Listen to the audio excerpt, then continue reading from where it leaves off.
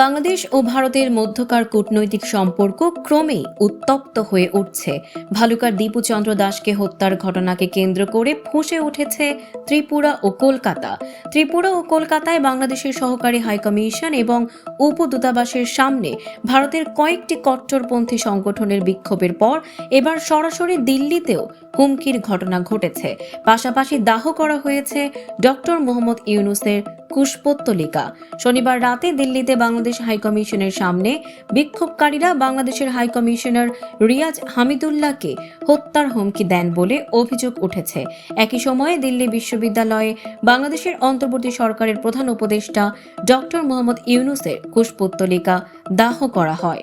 রোববার আসামেও national students union of India একই ধরনের কর্মসূচি পালন করেছে। বাংলাদেশ হাইকমিশন সূত্র জানায়, শনিবার রাত 8:30 থেকে 8:45টার মধ্যে অখণ্ড হিন্দু রাষ্ট্র সেনা ব্যানারে 20 থেকে 25 জনের একটি দল 3টি গাড়িতে করে হাইকমিশনের সামনে আসে। তারা মূল ফটকের সামনে দাঁড়িয়ে চিৎকার চেঁচামেচি করে হুমকি দেয়।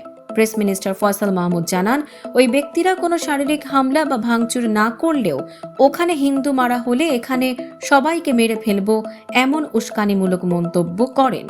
এদিকে রোববার এক বিবৃতিতে ভারতের পররাষ্ট্র মন্ত্রণালয় দাবি করেছে, দিল্লিতে বাংলাদেশ হাইকমিশনের নিরাপত্তা বেষ্টনী ভাঙার কোনো চেষ্টা হয়নি।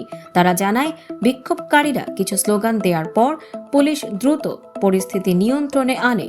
পর্যবেক্ষকদের মতে, ধারাবাহিক এসব ঘটনায় ভারত বাংলাদেশ সম্পর্কের ওপর নতুন করে চাপ তৈরি হয়েছে।